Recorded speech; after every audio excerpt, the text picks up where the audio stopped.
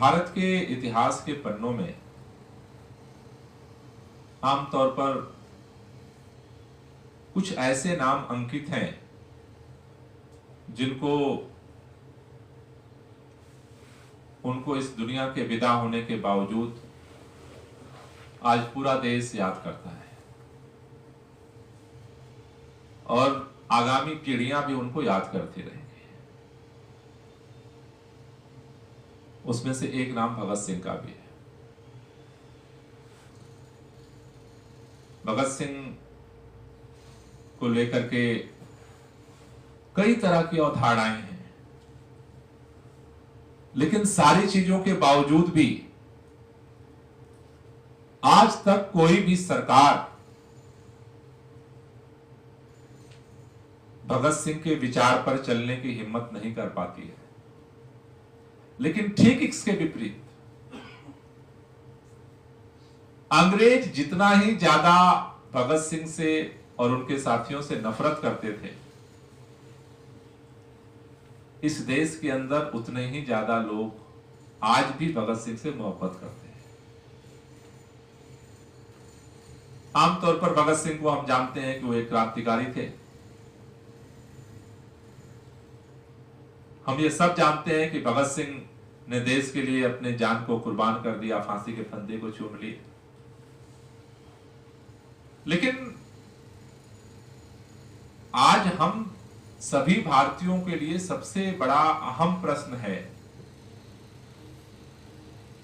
कि जिन समस्याओं से आज हम जूझ रहे हैं, इस भारत के सामने जो चुनौतियां हैं, ये चुनौतियां चाहे सामाजिक स्तर पर हो, चाहे आर्थिक स्तर पर हो और चाहे राजनीतिक स्तर पर हो। आजादी की लड़ाई के दौरान फांसी के फंदे को बहुत सारे क्रांतिकारियों ने चूमा। बहुत लोगों को फांसी दी गई, बहुत लोगों को तबाह किया गया, बहुत लोग काला पानी रहे, बहुत लोगों को प्रताड़ना दी अंग्रेजों ने, बहुत लोगों के घर बर्बाद हुए। लेकिन आजादी की लड़ाई के दौरान जितने लोग शहीद हुए, उसमें भगत सिंह को शहीद आजम कहा जाता है। क्यों कहा जाता है? इसलिए कहा जाता है कि आजादी की लड़ाई के दौरान बहुत सारे क्रांतिकारी पैदा हुए, अंग्रेजों के खिलाफ इस मातृभूमि के लिए शहीद हो गए।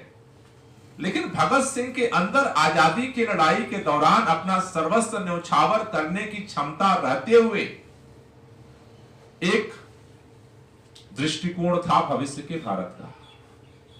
आजादी की लड़ाई को लड़ते हुए भगत सिंह हर समय एक नक्शा बना रहे थे कि अंग्रेजों के जाने के बाद भारत कैसा होगा। अंग्रेजों के जाने की लड़ाई सिर्फ भगत सिंह नहीं लड़ रहे थे।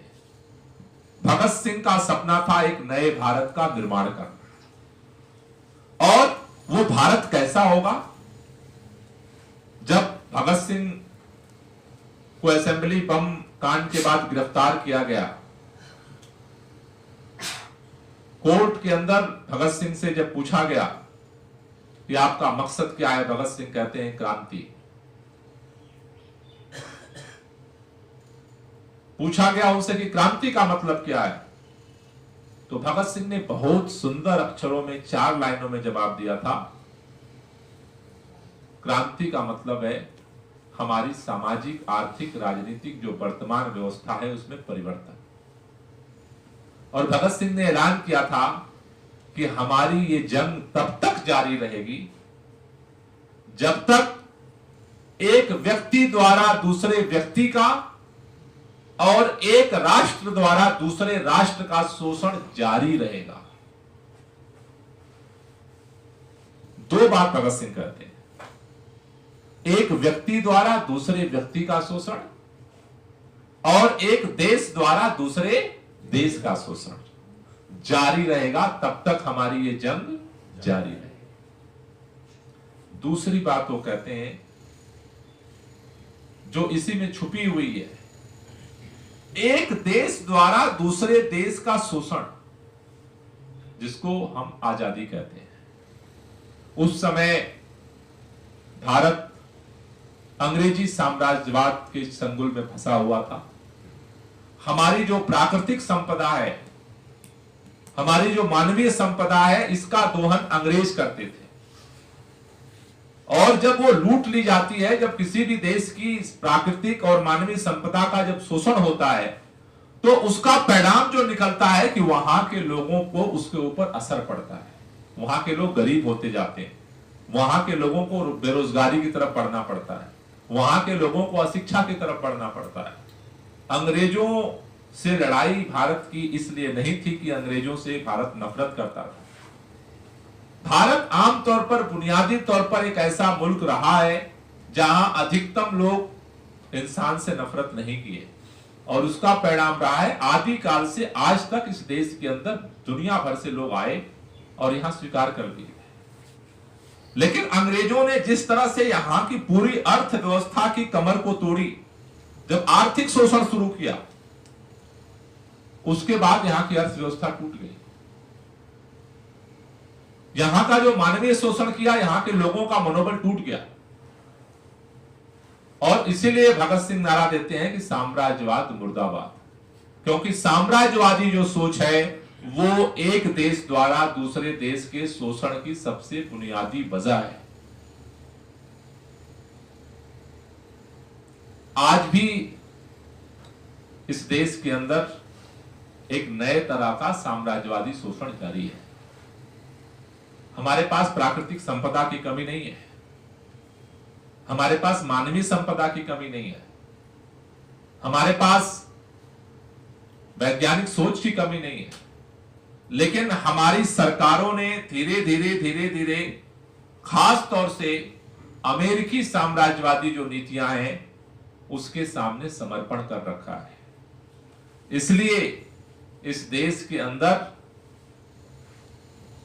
लोग भूखे मरते हैं, लेकिन अनाज गोदाम में सड़ते हैं, समुद्र में फेंक दिए जाते हैं, और फिर भी भारत के अंदर हमें महंगे दाम पर दुनिया के देशों से सामान आयात करना पड़ता है, क्योंकि हमने ये संधि कर रखी है, हमने सरेंडर कर रखा है। तो जो चक्रव्यूह ब्रिटिश साम्राज्य का था, उससे ज्यादा गहरा चक्रव्यूह आज इस देश के ऊपर अमेरिकी साम्राज्यवाद का है। आज हमारे पार्लियामेंट में उनके बगैर कोई बिल पास नहीं होता। हमारी जो अधिकतम आर्थिक नीतियां बनती हैं वो उनके नियंत्रण से बनती हैं। तो आज जो भगत सिंह ने साम्राज्यवाद के खिलाफ जो विचार और एक दृष्टिकोण पैदा किया, नया भारत अगर बनाना चाहते हो तो इस साम्राज्यवादी गुलामी को भारत से मुक्त करना पड़ेगा, क्योंकि जब तक मुक्ति नहीं बनेगी, मुक्ति नहीं मिलेगी, तब तक नई नीतियां नहीं बनेगी, और नई नीतियां नहीं बनेगी तो लोगों के शिक्षा रोजगार के अवसर का रास्ता नहीं बनेगा, ये और कम होते जाने वाले। दूसरी बात, भगत सिंह जो कहते हैं कि एक मनुष्य के द्वारा दूसरे मनुष्य का शोषण। देश क्या है? देश एक सत्ता है, देश के अंदर सरकार है, दुनिया के अंदर सरकार है, लेकिन एक व्यक्ति द्वारा दूसरे व्यक्ति का जो शोषण होता है वो हमारी सामाजिक संरचना है।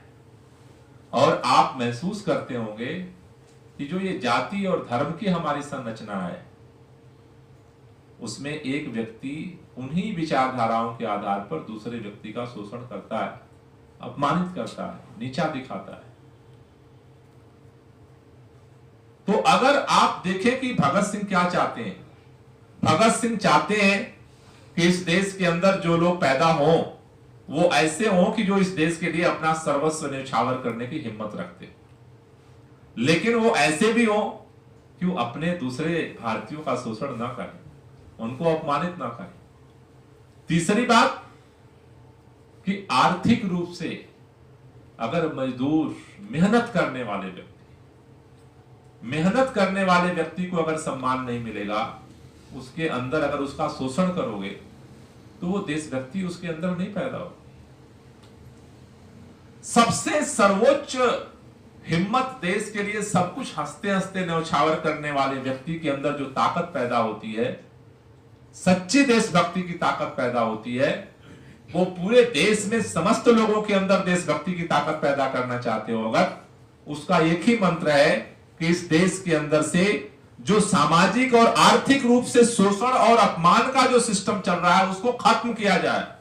अगर इस देश के हर बेटे बेटी को देशभक्त बनाना चाहते हो तो एक रास्ता है कि जाति धर्म के आधार पर, भाषा के आधार पर जो ये नफरत की दीवार है इसको मिटा दो। जिस दिन ये नेस्तनाबूद हो जाएगा उस दिन किसी को देशभक्ति सिखाने की जरूरत नहीं पड़ेगी। इस मातृभूमि के लिए लोग कुर्बानी देने के लिए भगत सिंह की तरह लोग तैयार हो जाएंगे, लेकिन भगत सिंह के लोगों की सोच की तरह से चलना पड़ेगा, क्योंकि जब तक वो जड़ को आप खत्म नहीं करोगे, सिखाने से या जबरदस्ती थोपने से देशभक्ति पैदा नहीं हो।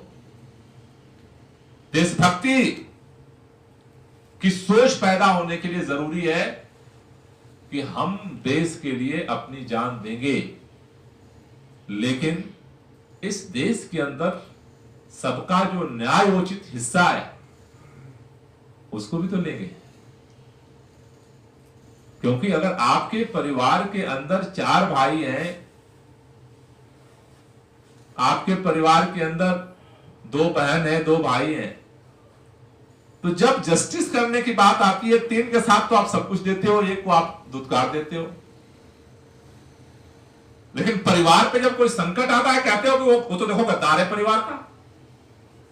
आप सालों साल रोजाना उसके साथ गद्दारी करते हो और फिर जब आपको जरूरत पड़ती है सोचते हो कि वो आपके साथ जो है वफादारी करे। It's is not possible.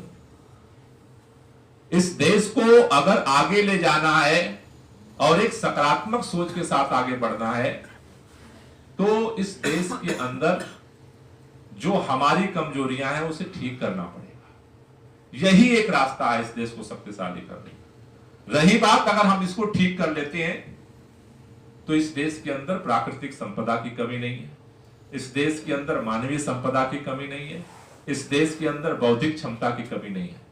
लेकिन एक बार भारत के बेटे बेटियों को यह हिम्मत करना पड़ेगा कि हम भगत सिंह की जो विचारधारा है उस विचारधारा के आधार पर हमारे अंदर जो नफरत की बुनियाद है, हमारे अंदर जो जातीय आधार पर जो विभेद है, हमारे अंदर ये सारा सोच का मामला है, बुनियादी मामला नहीं। मैं बार बार ये बात कहता हूं कि इस धरती पर कोई इंसान पैदा होता है तो न वो हिंदू होता है, न मुसलमान होता है, न सिख होता है, न ईसाई होता है। और ये भी भगत सिंह कहते हैं कि ये जितने तरह के गलत काम हो रहे हैं ये भगवान के भरोसे मत छोड़ो। तुम्हारा भी जिंदगी में जन्म लिए हो, तुम्हारा भी कोई रोल है इसे ठीक करने में।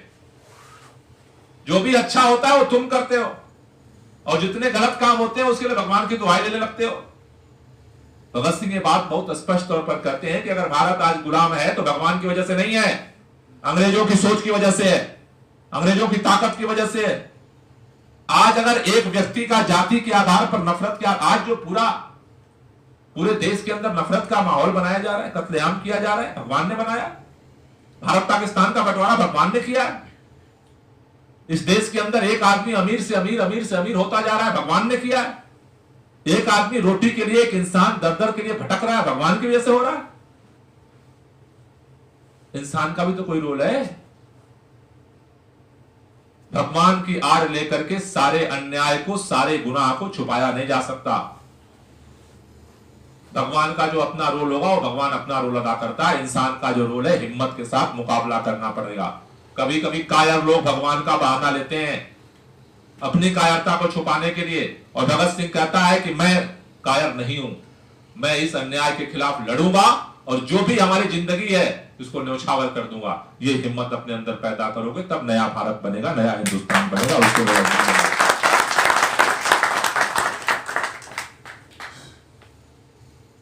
और वो बनना पड़ेगा किसी को।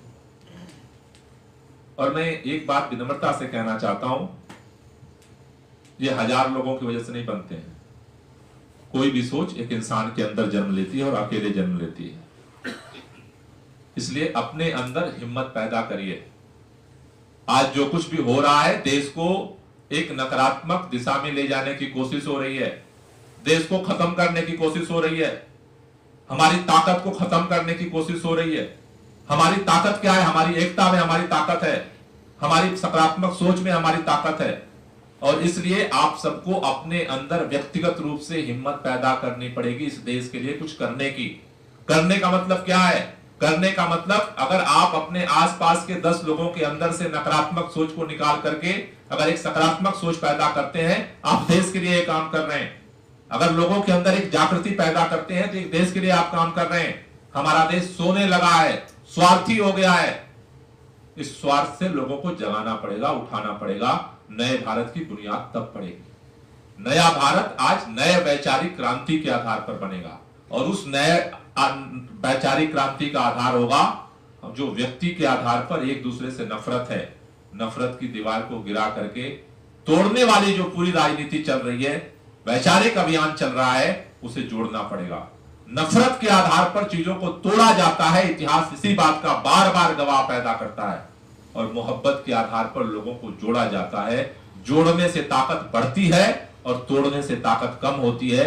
और भारत के बेटे बेटियों के अंदर आज भी ये क्षमता है, लेकिन जोड़ने वालों की कमी पड़ गई है। मुझे लगता है कि भगत सिंह का जो सपना था कि भारत के अंदर एक सकारात्मक राष्ट्रवाद पैदा हो, भारत के अंदर एक आर्थिक न्याय की व्यवस्था बने, भारत के अंदर जो है एक राजनीतिक व्यवस्था ऐसी बने जहां सबको बराबरी का हक मिल सके, और भारत के अंदर कम से कम जो भारत मां की जय बोलते हैं, इस मां की गोद में पैदा हुए हर इंसान को अपने भाई बहन की तरह समझने की कोशिश करें, उनको सम्मान देने की कोशिश करें। यकीन मानो, भगत सिंह के सपनों का भारत आकार लेना शुरू होगा और नए भारत के निर्माण की तरफ भी हम बढ़ पाएंगे। धन्यवाद।